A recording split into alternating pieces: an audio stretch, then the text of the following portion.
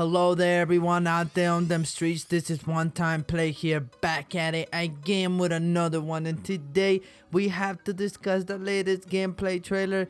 Of course, we have the new passive that we gotta go and really get into detail, because if this thing really works as it should, we will have a pretty overpowered legend on our hands. And we got a little bit more of a sneak peek of what his ultimate really is capable of, which is something that I was really worried about. I was really concerned with them making Fuse underwhelming and ending up like the rest of the legends, and maybe not following up very well after Horizon's amazing debut. But it seems like that is something that I no longer have to worry about, and I was in the wrong to even be concerned with this, because Fuse so far, especially with the passive that we were just discussing a few seconds ago, this seems to be lining up to be one hell of a legend.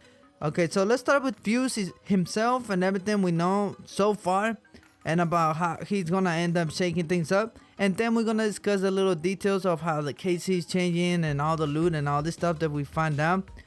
There is patch notes, by the way. I should have it down below on the description aisle or down there. It should be down there somewhere. If you want to go look into all those patch notes. But let's talk about passive. Now let's talk about Fuse passive. Fuse passive allows you to throw grenades faster and more accurately, which means that although they might not do more damage, I think it'd be more effective.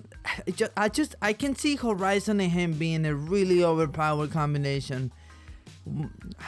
Just think about it. If I could throw my nades at people more accurately and I could stock the whole team with few arc nades, then that's it. That's game. Like, no matter what team you are, you could be, maybe if you're quick enough to get out of there as a Wraith or Pathfinder or someone of that sort, Octane as well, then maybe you'd be able to get away from like dying right away from the nades. But then again, if you're in the open, his ultimate comes in pretty hard. I'm not gonna lie to you.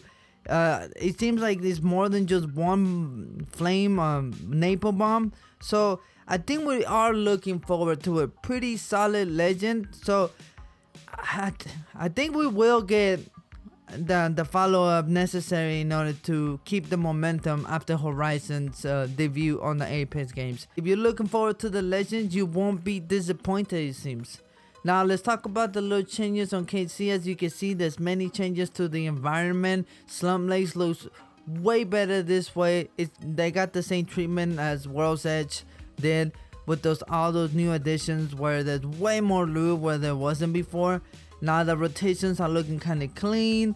We got a new part of the map that we gain access to behind artillery, which is great. They're expanding the map. There needs to be a little bit more space, and it needs to be harder for people to get from point A to point B to stop the third party frenzy on KC. So that's good to know that they're actually tackling this issue head on. Another thing that I want to point out is that obviously the next legendary level 100 skin for the battle pass will be the DMR or Longbow skin.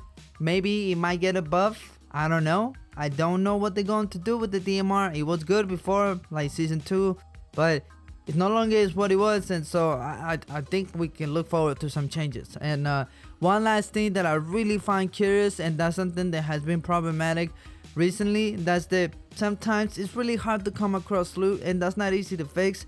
And so they seem to have added loot vaults where essentially you could blow up the entrance, or if you don't have the card, then you have to blow it up, or you can blow up the entrance and make your way inside, and there's decent loot in there.